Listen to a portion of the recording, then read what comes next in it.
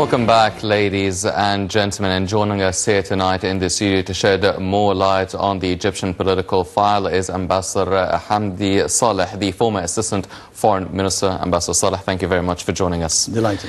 Ambassador Saleh, before we start talking about the Qatari crisis and the conflict and the developments taking place there, how would you evaluate the Egyptian efforts in solving regional conflicts such as the ones in Syria, Libya, Iraq and Yemen?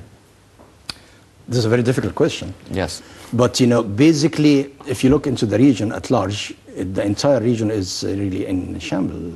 The fire is catching up in Libya, in Syria, and in Iraq, still the Mosul, and in Yemen, and in parts of Lebanon. So there is a real problem in the region. And Egypt is one of the few very stable countries who really have a vision of what the region should be. And by building an alliance with the Gulf states and Saudi Arabia, they were able to really have at least a center of stability, which they are, you know, talking sense, whereas most of the others are not talking sense. People are really fighting in Syria, and nobody knows exactly who is who and what's going on. In addition to the fact that, you know, not only the fighters are, you know, people from the region, but the fighters are from outside the region. And in addition to the interference of the extra-regional forces, Turkey and Iran. So Egypt is now making a stand and offering a vision and a perception that, you know, we should really move into stabilizing the region by resolving these issues on a realistic terms. For a long time, Egypt was talking about the fact that, you know, we should not focus on the removal of Bashar al-Assad, but on the stability of Syria. Now it's almost acknowledged by all the forces. The last was the French President Macron.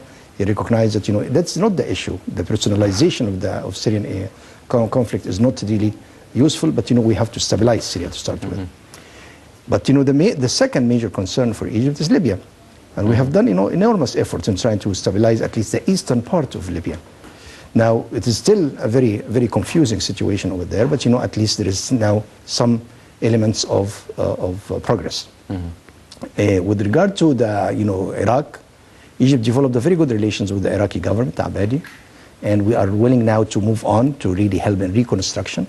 And there is some agreements apparently between Egypt and the Iraqi government to be able to help in the reconstruction of Mosul and to try to build support, world support for financing the reconstruction from the Gulf, from Europe, and so on. In a sense, we, you know, apart from the Qatari problem, there is an effort to really stabilize these, you know, issues, and the Europeans, the Americans recognize that, and that's why the U.S.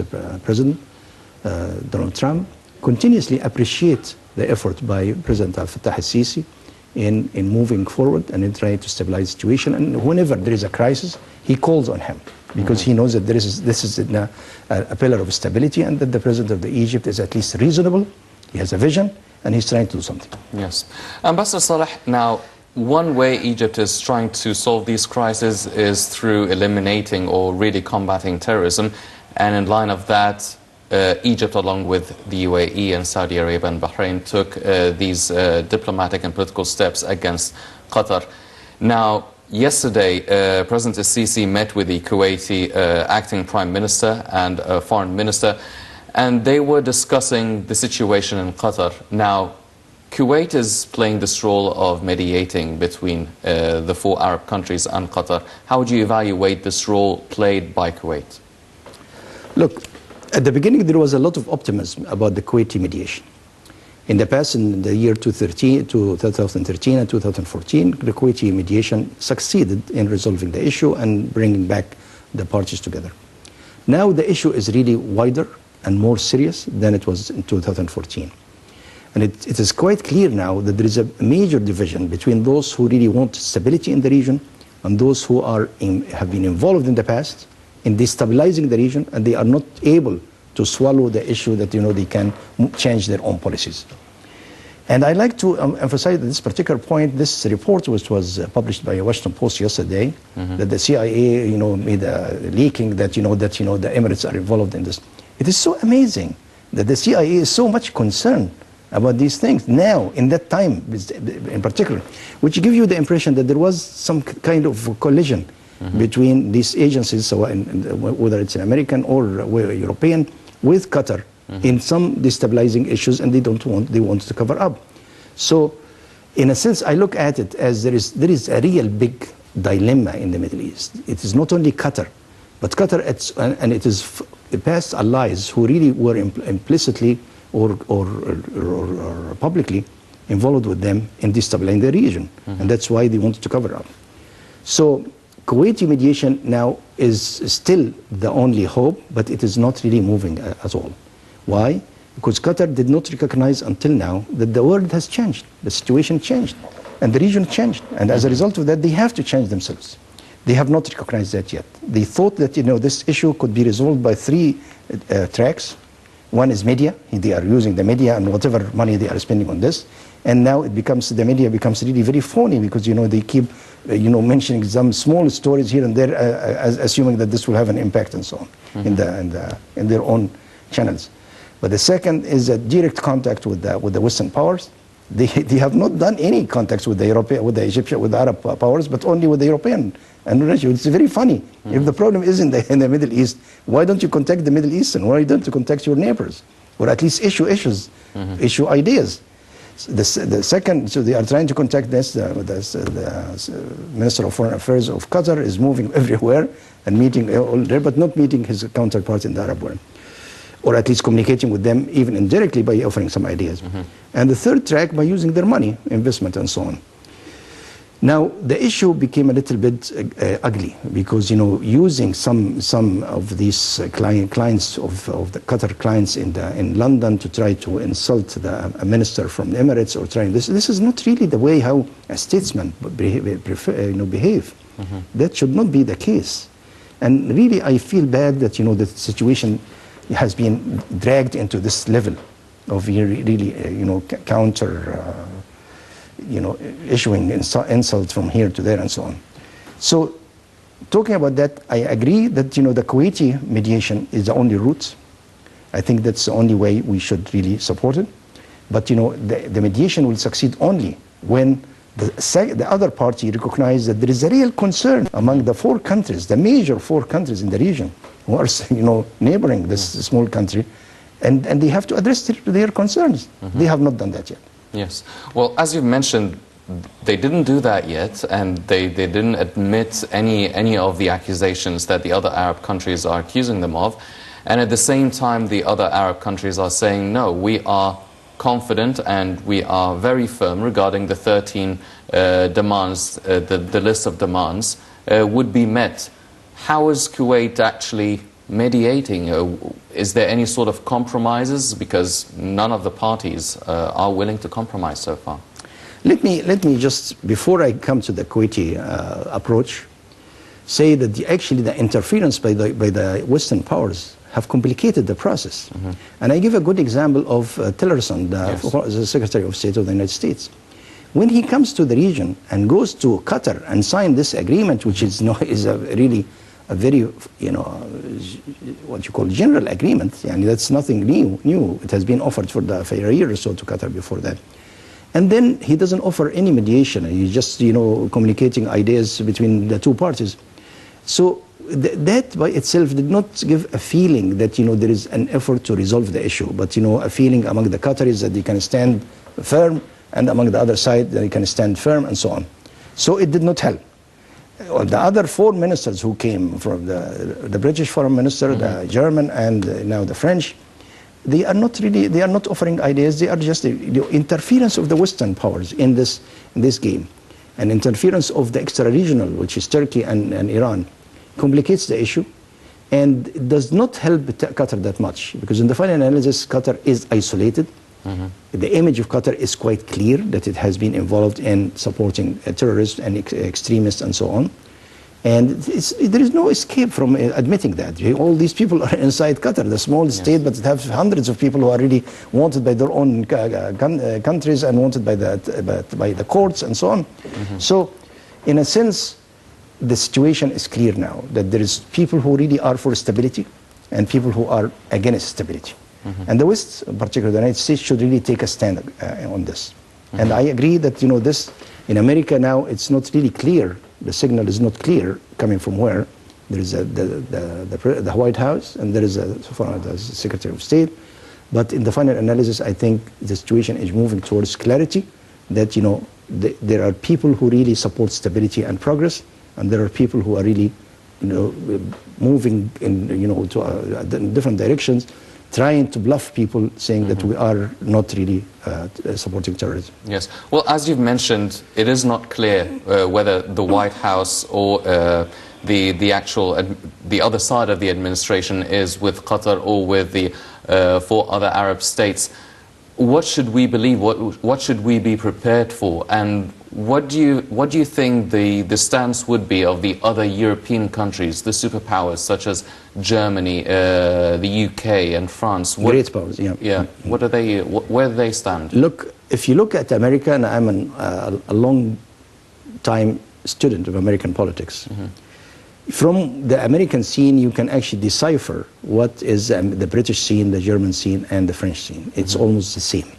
But in America, it's so clear. For the first time, this administration is not really in full control of all the agencies. The White House is not in full control of the 3 other agencies who are dealing with the Middle East. The Pentagon, the Defense, the State Department, and the CIA.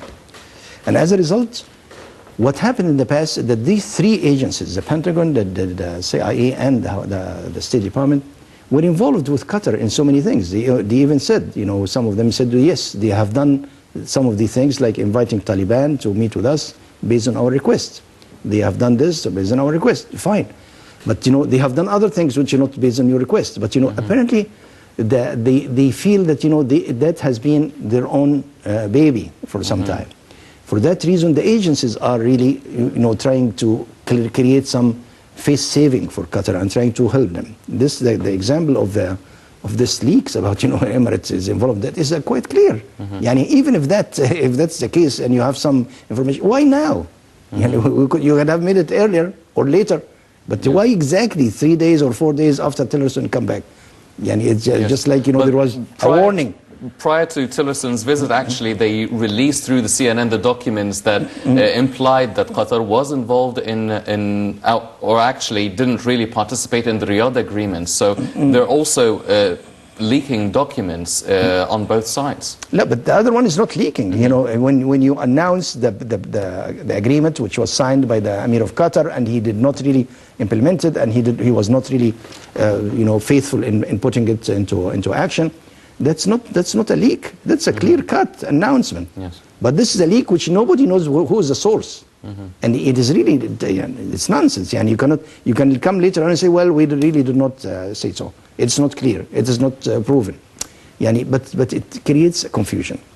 So what I'm saying is that there is a division within the American administration, between the White House from one side and also the segment who supports Trump, who are really for stability, the Republicans and so on, and those who are in the agencies who have been involved in a long time in games in the Middle East, either in Syria or in Lebanon or Iraq or so on. And as a result of that, they think that, you know, they have to, you know, put some way of face saving for Qatar, and they want to put it on the side. So you can find out the same model, the same situation, the same scene in Britain, in Germany, and in France. There is agencies who have been involved with Qatar in the past. And that's why they are reluctant to go all the way to say, yes, Qatar is supportive of terrorism. Now, there are, you know, the success of the 4 countries is that they put all these people in front of a major question. The world has changed. Politics has changed. Now everybody is a victim of terrorism. We have to take a stand. So you are in front of this situation. Are you going to make a stand or not? And if you are not going to make a stand, you have to bear the results. And terrorism is reaching out in America, in Britain, and so on. So that's the issue. And what about the visit of the Kuwaiti foreign minister to Egypt and meeting President Sisi? What do you think were the results of such a visit? How should Egypt receive this visit and the information or the result of the mediation efforts between the 4 countries and Qatar? Look, basically the Kuwaitis understand quite clearly what is the position of Egypt. And Egypt has been a moderating force, not really the aggressive force. We have been talking for a long time about the fact that, you know, those who are supportive and financing terrorism should stop that. And we have suffered so much from the you know, the Qatari money, you know, funneled into Sinai, into Egypt, into Libya, and so on. Things are quite clear. It's nothing really to try, like what the Foreign Minister Sameh Shukri said. We are beyond accusation. Now we are, you know, making a statement. So the issue is that Kuwaiti knows where Egypt stands, but the point is, it knows also that Egypt has a very much of a weight in the game. And, you know, it's a moderating game. It's a moderating stand Egypt plays. And President Sisi has, for some time, played a very moderating stand in the entire, you know, political process. But, you know, in the final analysis, any decision will be taken by the four countries together. And Egypt has made the clear, you know, clear stand that, you know, we are supportive of the demands which have been offered by the four countries, and we would like to move along these lines. Now, I was very glad that the Minister of State for Foreign Affairs in the Emirates, Anwar Girgash, mentioned that under this pressure, now Qatar, you know, admitted that they have to deal with these 59 people who are in their land, and they told the Americans they are going to see what they can do with them. So they admitted that. And they also agreed to sign this agreement that, you know, they have to curtail financing of terrorism, which the Americans did. This only happened in the last 10 days. Yes. You know, so basically the pressure is working, and it will work for sure. Yes.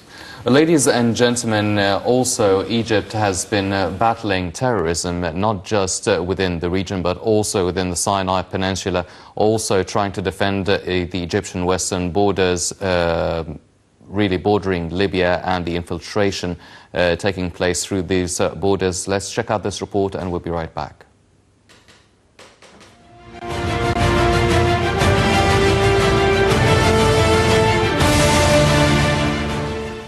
The army has foiled a terrorist attempt to cross into the country through its western border with Libya.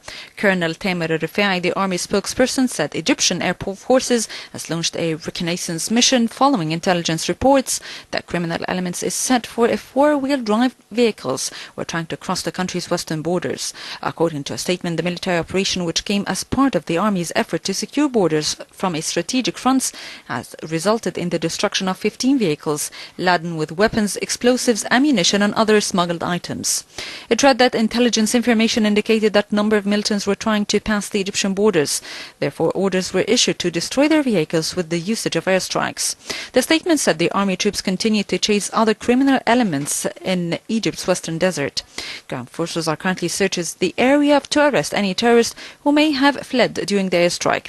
This was the second time in nearly 3 weeks for the army to launch airstrikes against hostile targets. Meanwhile, the Defense Ministry announced that the field army, in cooperation with air forces and other security forces, destroyed a terrorist hideout in central Sinai Peninsula and killed 6 Takfiri elements after hitting their vehicles that was laden with explosives. Be the first to know.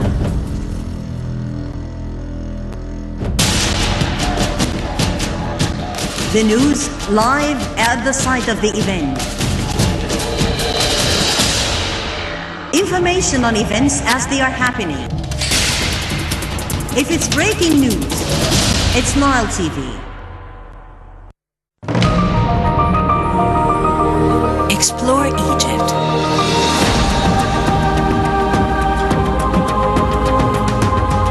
From Cairo to Alexandria. Sharm el-Sheikh to Hurghada. Try to discern the mystery of the Sphinx. Meditate on the symmetry of the pyramids. Explore incredible marine life in Marsa Alam. Safaris into the desert of South Sinai. Relax with a view of the Nile. Explore Egypt on Nile TV National.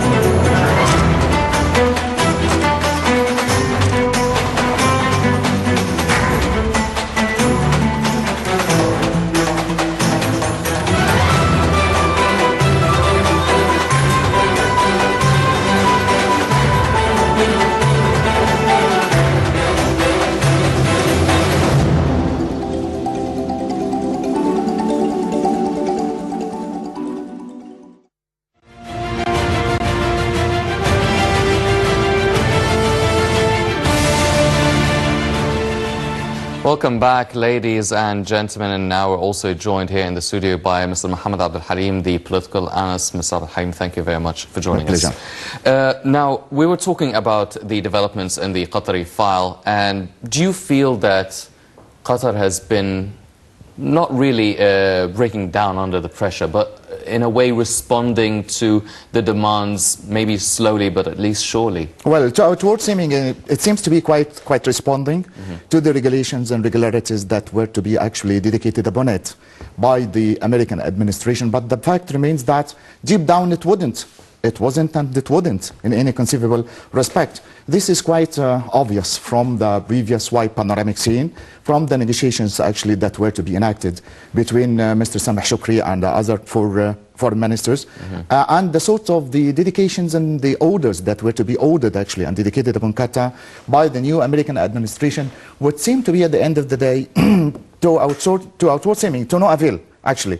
In the first instance, you can really anticipate a great deal of enthusiasm and a sort of a courage actually on the part of the four foreign ministers when they did agree and meet and in the summit in Jeddah, but they would insist every now and again on the 13 stipulations and 13 conditions actually, and they are waiting for quite a long period of time for the acceptance or even the rejection on the part of the Qatari side, but no amazement. Actually, Qatar would seem to be quite every now and again insisting on its own very much far from being right situation, far from being, sorry, just, stipulations of the previous 13 conditions. And when, there are some amendments and some corrections that are to be dedicated upon it, it would seem to be quite negating from the whole political scene, from the Arab countries. All the intentions and all the, the premeditations on the part of the Qatari, Prince Tamim, would give us the impression that he seems to be quite working the other way around against all the intentions of the Arab countries. And even when they did agree to meet and to discuss all, the 13 issues actually, upon, in their own summit, every now and again you can really feel that the Qatari people are quite against their own sheikh, in much the same way that the sheikh is doing something that's against the will of the Qatari people. You feel a great deal of division, a great deal of deviation and alienation between the distinguished authority of the Qatari administrative political authority as represented by Qatar and the other people actually that are living actually in the a sort of division that would threaten in the near future actually of a great deal of dispute. Some political analysts would, go to the far extreme of it actually, that there is, to be something cooked in the future that would overthrow Prince Tamim from his own principality, and some tidings actually that would come from here and there of the return again of the back again actually, I would say, of his own father, the one that had been usurped more than 6 or 7 years ago, to attenuate the little brother Prince Abdullah in the state of Tamim. So the situation seems to be very much crucial, and the political agenda is very much a turbulence actually in the present time in Qatar. Yes. Well, Ambassador Saleh, this indication, or a lot of people are really talking about divisions within the Qatari people. A lot of officials are saying, well, we don't really necessarily want a change of regime, but at least a change of direction. Do you really feel that there is some serious division that could prompt in a strong political instability or a change in Qatar? Look, I don't have enough information to tell about what's happening within Qatar. But what the image I get from the media which they have, particularly Al Jazeera and so on, is that they are able to, what you call, brainwashing their own people. And there is a support for them. And there is no clear division in the family as people talk about. So that's not an issue at this particular time, I don't think. And the Emirati Foreign Minister of State of Foreign Affairs, Girgash, mentioned several times that the aim is not really changing the regime, but changing the policy. So I don't think this is an issue which we should really focus on. But the issue which we should focus on, as I mentioned earlier, is the following. Basically, Qatar is playing on this division within the Western world between those who really are against the role Qatar is playing, and those who have been involved with them, like the CIA and so on, and Pentagon and so on, and also in Britain, and so other forces within each European country. So they are playing on that. The problem is the Europeans and the Americans are also suffering from terrorism, and the Europeans in particular are suffering from three major issues. One of them is the illegal immigration, which is coming from Libya, and the other is terrorism, and the third is really, you know, the extremism in sense, because, you know, basically what Qatar has done in the past is not only fomenting terrorism, but also fomenting extremism. And let me give an example of that. That Qatar about 15 years ago, or about 12 years ago, it gave so much money to the mosques in the suburbs, or what you call marginal areas in Paris, in order to help the Algerians and the Moroccans, immigrants who are living there, to try and through giving this money to these mosques, they were able to cultivate a group of extremists over there, which has a tremendous impact on the French society. So what I'm saying at this particular point is that, you know, the four countries should focus now on exposing these two issues. One is that this division within the Western countries should not really be a block in front of them to make a stand, a clear stand. But the second, that, you know, the problem facing, the three problems, terrorism, extremism, and illegal immigration, which is coming from both, you know, Libya and Syria and through Turkey and so on, these also are a result of the Qatari policies in a sense. And as a result of that, you are suffering. You should really work with us to stop that. Yes. And that's the basic issue. Mr. Abdalhalim, now we look at the Egyptian efforts in securing the Arab states and the unity of it, and really trying to combat terrorism on this side, but also we see a lot of efforts on the European side. We see Egypt really going to Hungary and talking to in Budapest, and also engaging in talks with Slovakia and Cyprus and Italy and Germany. And quite recently as well, President Sisi held a phone call with French President Macron to discuss the regional issues. Do you feel that maybe the European side, the European community would be more inclined towards the stance of the four Arab countries, or do you think that they would, one way or another, mirror the American stance in how they're dealing with Qatar? Well, the diplomatic game would give us the impression that they would seem to be, even now and again, fortifying their own economic stability, their own political regime that goes side by side with the new American administration, being the ruler of all these countries, actually. And so long as the dedicator of almost all these regulations and all these regularities would seem to be at the hands of the new American administration, actually, I think that all these European countries would, in somehow or another, follow the major steps and instructions and the major guidelines, actually, of Donald Trump. And it seems to be quite evident when, if you may remember, when, you know, I mean, there is a sort of an agreement between the Qatari side and Rex Tillerson, the foreign secretary. To our own amazement, actually, he seems to be quite, on the face of it, quite endorsing and agreeing with Qatar on putting the major regulations on finalizing terrorism and terrorist acts, actually, in the Middle East, despite the fact that he knows in the real sense of the word that Qatar being a prime concern, Qatar is a forceful impact upon fortifying of, you know, I mean, financing or providing all the possible means of achieving the sort of, you know, I mean, terrorist acts.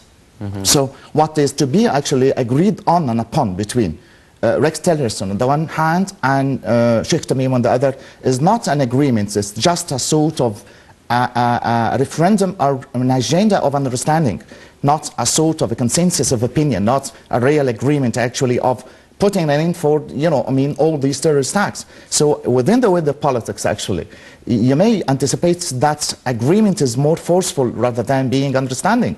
And in that sense, I would say that all these European countries would go side by side at the heels of the new American administration within their own political, materialistic interests, actually, in the Middle East. They would fortify all their own efforts at the end of the day to outward seeming on agreeing on the sort of fortifying all these four Arab countries, but deep down they have got their own real intentions, which their own possible materialistic ends at the end of the day, which is side by side would go, actually, with the same interest, self-same chance and directing their own channels within the new American administration as well. Yes. Well, Ambassador Saleh, if we look at the Qatari situation, it's not just Qatar that people are focusing on. Whenever they talk about endorsement or funding extremism, they always say Qatar and Turkey as well. Now, Turkey, President Erdogan actually just mentioned recently that he will be making a visit to the region, maybe going to Saudi Arabia on the 23rd and 24th of this month. How do you view the role of Turkey now within this whole equation? We saw them putting troops in Qatar. How are we supposed to deal with Turkey, or should we wait for the European and the American side to deal with Turkey? This is a very important point and a very important question, the role of Turkey and the future of the Turkish strategy. But let me, before commenting on this, to comment on the speaking of the previous commentator. I disagree with the idea which he mentioned that, that the Europeans are following the Trump administration. There is a disagreement between the Europeans and the Trump administration.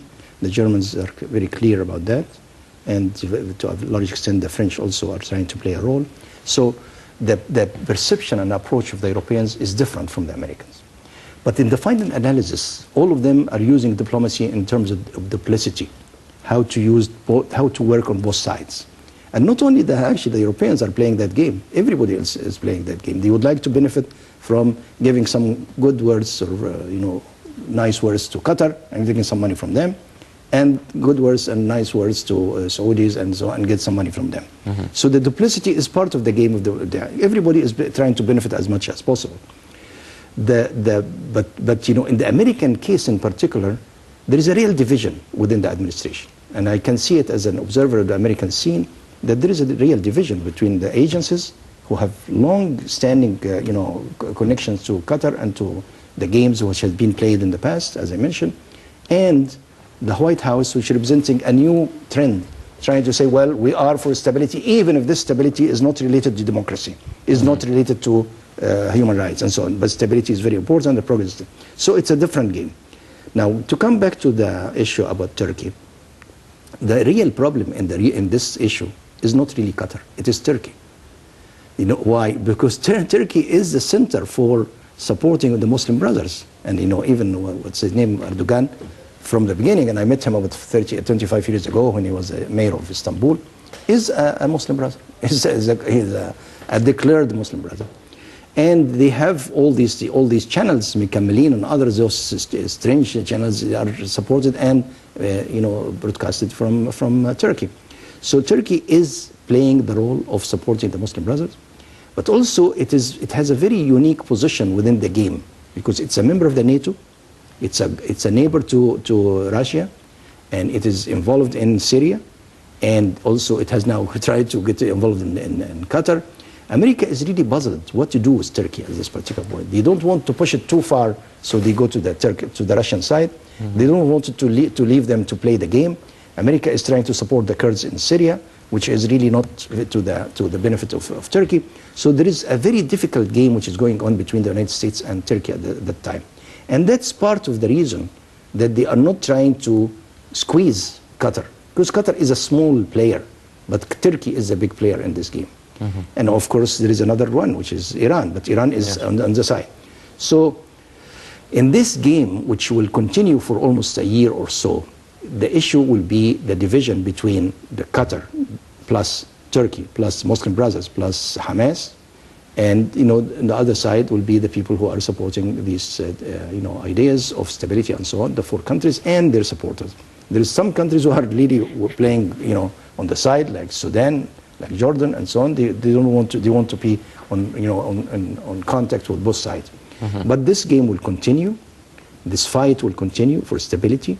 And I think Egypt should support that, to continue that fight, to really reach certain type of understanding that we really should curtail financing of terrorism, of extremism, and curtail the illegal efforts of the Muslim brothers, wherever it is. Yes. Well, Mr. Abdelhaim, do you feel that if all the efforts of the four Arab countries, including Egypt, actually worked with Qatar and neutralized the threat coming from Qatar, it very easily could be the next step would be Turkey, because if the funding doesn't come from Qatar, it could come from Turkey or anywhere else. Do you feel that the four countries should be focusing as well on exerting effort on neutralizing any threat coming from Qatar simultaneously as what is happening now from Turkey as what's happening now with Qatar? And if we neutralize the threat coming from Qatar and start working towards Turkey, should we also be going through the same policies, boycotting political and diplomatic relations, asking for certain demands, or that strategy wouldn't work with Turkey? Well, to begin with, to validate something that I previously said, which is about, you know, I mean, one natural political phenomena which is widely spread, widely known here, there, and everywhere, which says actually a man who would get into Washington, D.C., the White House, would rule the American people.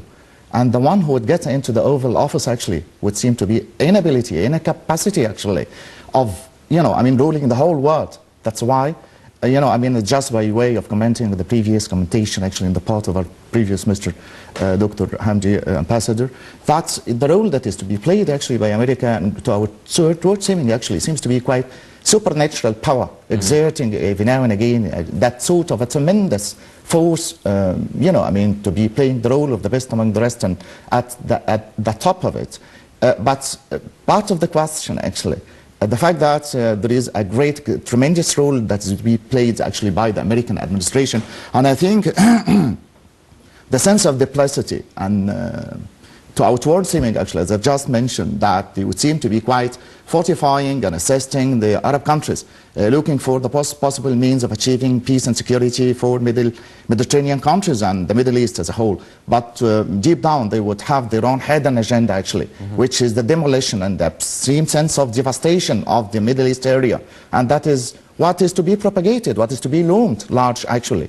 You still remember that when, you know, I mean, Rex Tillerson actually would return from his own previous visit to Jeddah, you know, I mean, with his own, you know, very much cunning meeting with Sheikh Tamim. The first initial thing that he would sit and talk with Donald Trump to reach to sort of agreement, to the end of which is the, you know, direct and straightforward publication on the part of Donald Trump to Qatar that if stop talking about, you know, I mean, assisting and fortifying all these terrorist attacks and terrorism in the Middle East and extremism, there will be some sanctions actually to be laid upon Qatar. Among these sanctions is the sort of the removal of, you know, the American bases in there, which, you know, I mean, to outward seeming as a sort of a threatening voice, a sort of a menacing voice actually towards Qatar, whereas removing that sort of American base actually from the territorial parts of the land of Qatar would seem to be quite the sort of the direct and straightforward menace to the Middle East. You can really anticipate that if the American base is to be removed from Qatar to somewhere else, here, there, or anywhere, you can really anticipate that the only forceful, powerful existence in the Gulf area and the Middle East actually would seem to be the Turkish troops on the one hand, side by side with what you might call, you know, I mean, the Iranian Revolutionary Guards. And if the place, if the whole territorial part of the Gulf area is to be at the hands of the, you know, Revolutionary Guards of Tehran, side by side with Turkish troops, I think that's going to be, you know, a scandalous affair. It's going to be, in somehow or another, the nearest approach to a sort of a melting land, a sort of a fire, actually. It would remind us of the previous scenario that's to be initiated in the part of the previous American administration when they would incent and would drive straightforwardly the previous Saddam Hussein to, you know, I mean, initiate a sort of a war against Tehran that would last for about 8 years. And then the invasion of the Iraqi territory, of the Iraqi soldiers to the territorial lands of Kuwait. Yes. And it's one way or another of an attempt on the part of the American administration to change the whole map of the road of the Middle East. This is on one instance, on the one hand, and on another, actually. It's another way of initiating and inaugurating another cycle speaker in the Gulf area. The sort of the thing that had been initiated before. The big Middle East that was at one time actually big, now is turned actually, according to Condoleezza Rice's words, the new Middle East. New Middle East based on tribulations, on disputes, and on differences and alienating factors among the infrastructure of the people actually themselves. Now I think that the same scenario will be inaugurated actually in the Gulf area, but through what you might call a proxy war a war that is to be initiated on the part of the new American administration, and the only ways and the means to be played with, the only puppets and marionettes at the hands of the new American administration will be Turkish troops as much as Iranian Revolutionary Guards in the meantime. That's the threat. But how do you think the Arab countries would deal with the role played by Turkey? Do you think that the four countries should tackle the same situation with Turkey as it is with Qatar, or do you think but that's not as straightforwardly as is to be inaugurated with Qatar? I mean, the serving of all the consulatic as well as diplomatic relations with Turkey is are always there. Yeah, I mean, you can really anticipate that since quite a long period of time, that we are not holding very good ties actually with the Turkish authorities.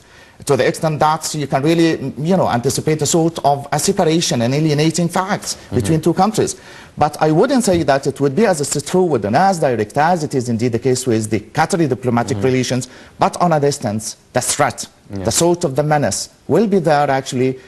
If you may remember that, the three previous islands that were to be seized on and upon by the Iranian Revolutionary Guards, that's Tanab al-Kubra and Tanab al-Sura and Abu Musa, all these things and all these, attempts on the part of the Persian people would give us again another impression of the fact that they are dreaming every now and again of putting their own hand actually on the Gulf area. A sort of a dream that would come to a straightforward, absolute realistic reality on the grounding of it by the retreat, the withdrawal of the American base from the Gulf area, leaving the whole land and the whole territorial piece of this Gulf area, I mean, at the hands of the Turkish and the Revolutionary Guards, that would turn it into a sort of a perpetual, tussling part actually of the Gulf area, of this part of the world. Well, Ambassador Saleh, you've mentioned before that it's not just Qatar, it's not just Turkey, but also Iran being a major player within this whole equation.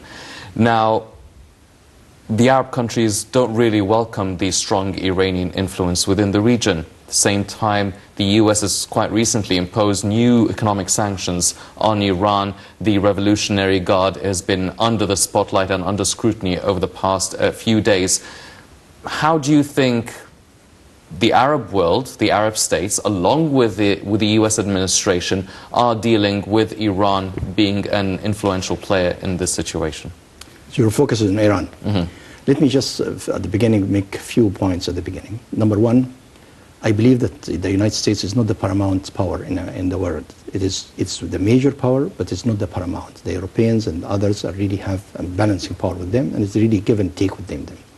Second point is that basically the problem in the region did not come because the others have a hidden agenda or are trying to influence what's going on, but it came because of the fact that there is what you call a strategic vacuum in the region. The five countries fell out of shape and became in the disarray. Iraq, Syria, Libya, and Yemen, and you have in a very bad situation. That's why this vacuum invited everybody to come and play. And nobody has a hidden agenda. Everybody has his own agenda. It's clear. Everybody is trying to benefit from themselves. What's wrong with that? That's the typical politics. It's not a hidden at all. It is clear. But in the final analysis, what we should do is that the four countries, a stable country, in addition to the other stable countries in the region, should really develop a strategy, a vision, to stabilize the region and to build a strategy for the future. Yes. Well, ladies and gentlemen, definitely the situation is developing by the hour, and we're still going to be following up on the latest visit by Erdogan this month to the region. We're going to be seeing how this changes and develops the Qatari situation along with the four Arab countries. Unfortunately, that's all the time we have for this edition of the Daily Debate. But before we go, I'd like to thank our very distinguished guest, Mr. محمد Abdulhalim, the political analyst. I'd also like to thank Ambassador Hamdi Saleh, former Assistant Foreign Minister. Gentlemen, thank you very much for joining us this evening. Ladies and gentlemen, please stay tuned for more coming up on Nile International. I'm Hani Saif. Thank you for joining us.